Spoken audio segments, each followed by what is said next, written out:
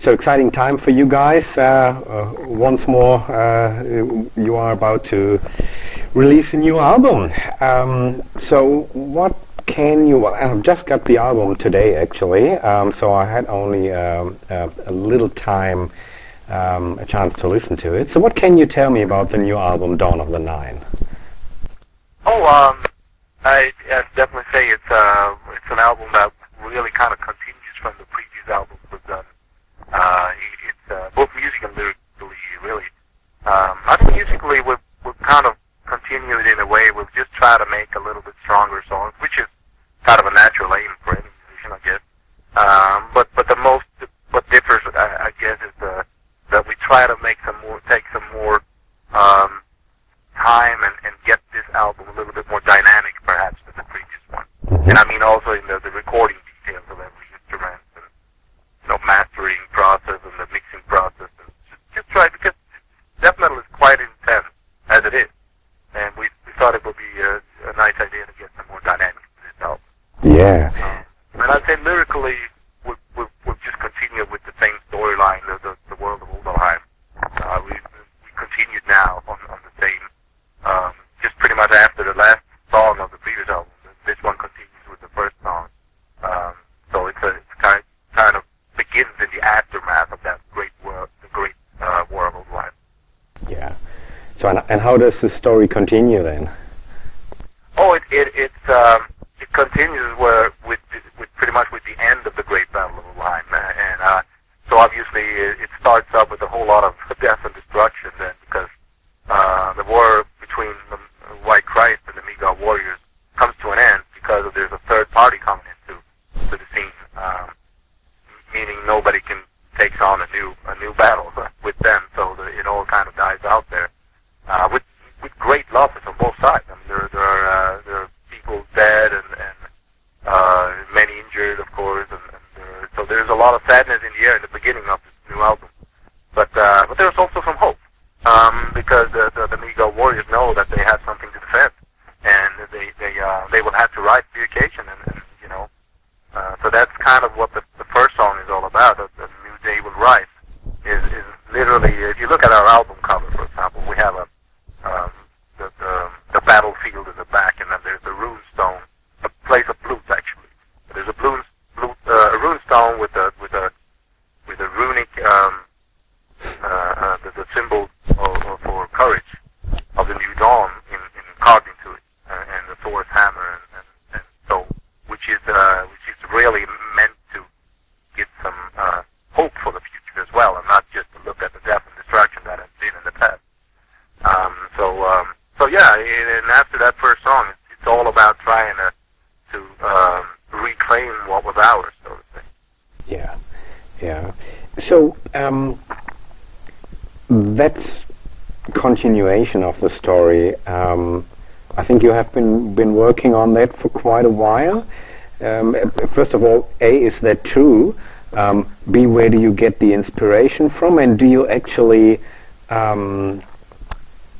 draw parallels pretty much to what's actually really happening in the world today? It's interesting that you asked that, because the book of Oldalheim really starts now, and there are a lot of things that happened from 2014, or even way back actually, because I started the book earlier, and even also in politics and such, and in the world politics. One thing led to another, and up to the actual catastrophe, which is, so Oldalheim is really a post-aftermath type of story. And so, but that doesn't show in the Unleashed album, because the Unleashed album really just jumps right in when Oldalheim kind of is born. The new world is born, and then 90% of the population is already dead, and then things go on from there. But that doesn't show in our album, but it will show in the book. Yeah. So for me, it's just a future world where I'm describing things that happen and that I believe will happen. And one thing leads to another, and some of the things will be obvious in the lyrics of Unleashed, and some of the things will not be mentioned at all, because it's in the book, and the story in the book is so much wider. And even I would say even the storyline of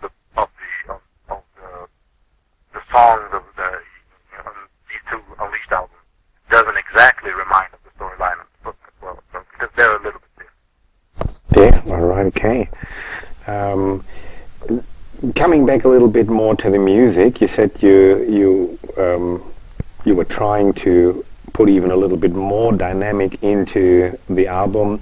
As I just mentioned before, just really only had about half an hour to just quickly listen through the album. To me, it seems first of all, it seems to be really a classic Unleashed album. In comparison to the previous album, I think on the previous album you had a few Blackish influences that I couldn't really hear on first listen on the new album. Was that intentional? Did that just happen? I mean, there were a lot of comments made by critics about some more black influences on Odalheim. Was that all planned, or did they just come out in the creative process? Oh, I would definitely say it's the last. I've heard that as well. There have been a few comments like that, and honestly, it's just it's something that happened during the process. It's not really something we thought about intentionally. I've always said that black and death metal are like brothers or sisters or cousins, perhaps. It's sometimes quite hard to define exactly which is which, but in the overall, I mean, generally, if you listen to an album, obviously you would realize if it's a black metal album or it's a death metal album, or if there are too many influences coming into what, to the respective musical style. But yeah, that might actually have been the case on the previous album. I'd never thought about it that way until people told me. But that's all good, we haven't. It probably would have come out that way anyway, even if somebody told me that before. Yeah. Even before the album was created, it probably would have came out that way anyway. I mean, now I could actually think about it. There are some riffing, for example, that would probably fit to a black metal album as well. I'm not sure. On the other hand, somebody would say, well, that's a nice thrash metal riff too. I guess in 26 years, you somehow want to keep to the roots, but you will get influenced by things you listen to along the road, and we always try to not overdo that, because you don't want to have the influences taking over what you do. So it's something to think about, for sure. Yeah. So you said it already. So you're 26 years into the history of the band. Dawn of the Nine will be the 12th studio album. How do you write songs these days? Has that changed throughout the history of the band? And what do you do in 2015? Oh, for sure, it's changed. With I would say half of if you look at perhaps the first 10 years, I would say we probably made more songs and lyric in the practice room. And literally because of the technique that was the thing way back then. I mean, it was impossible in '93 to send musical files to each other. So in these days, it's just so much easier. I think everybody does the thing. You can send music files and lyric files to each other, and you don't even have to be in the same spot anymore, which is it's a real time saver. And also, because we have our own studio, we can go into the studio and test and change things 100 times if we like. And that wasn't possible in '92. We booked a studio for 8 days because that was all we could afford. And in the 8 days, the damn album has to be done. If it's not done, well, it will be released anyway. So today, things are just a lot different, and I'm happy with it, really. So I would say these are the two major differences between way back then and today's recording process. Yeah. Or creating process as well. Yeah. And then again, in terms of, production, Frederick, again, produced the album. So obviously you're pretty happy with how everything is set up, and you're pretty much the new album, as you already said, actually, it's pretty much a continuation on from the previous album, and that's true for the production as well, I guess. Yeah, we're very happy with Frederick's production work. There's really no reason to change it unless you're unhappy with something, and they've just been doing a lot better work for every new record we come out with, and so we're just very happy with that. Yeah. So the big day is approaching fast, the release of the album. A little bit more of a private question. What do you personally actually do when one of your albums is released? Do you sort of hide from the media, or these days jump onto social media and check out the reactions? Have you developed a routine over the years? I will definitely say that's like the apart from playing live, that's the peak of things, you know. Yeah. I'd say the live show, the 1 hour you spend on stage if you play, is the peak of being a musician. The peak number two, or equally actually, would be when the album comes out. I mean, I'm just really eager to know now what people think about the new album. Right? I mean, I've been working for more than 2 years with music and lyrics and getting things together and getting the storyline correct. And I put so many hours into this album, it's almost not defendable. Yeah. Being a family guy and all, you know. Yeah. But so yeah, definitely. I mean, as soon as the album comes out, we already know, of course. We've done several interviews now, and the record company released one full song on the internet.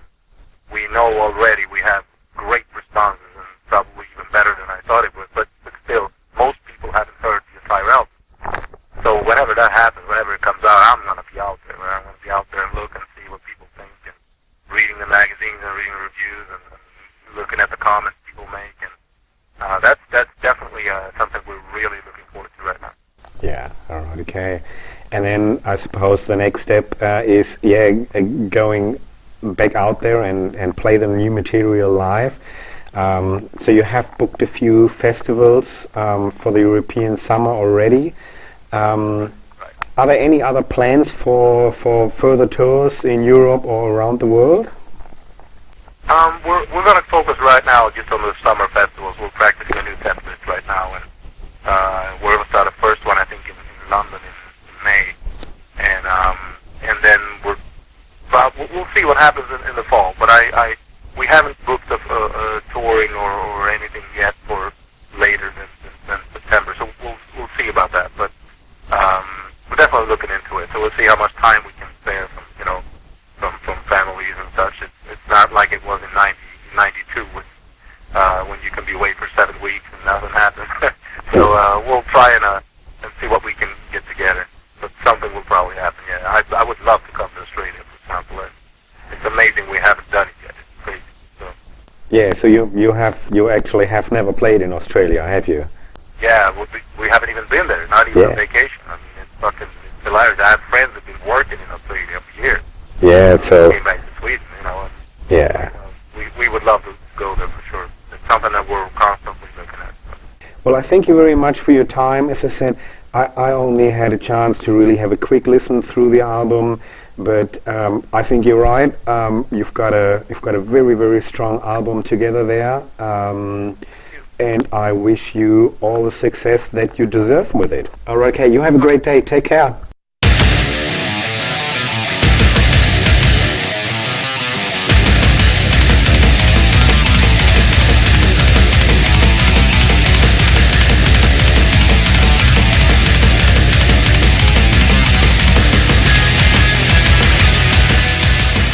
We are really looking forward to play our very, very first Australian show. Thank you very much.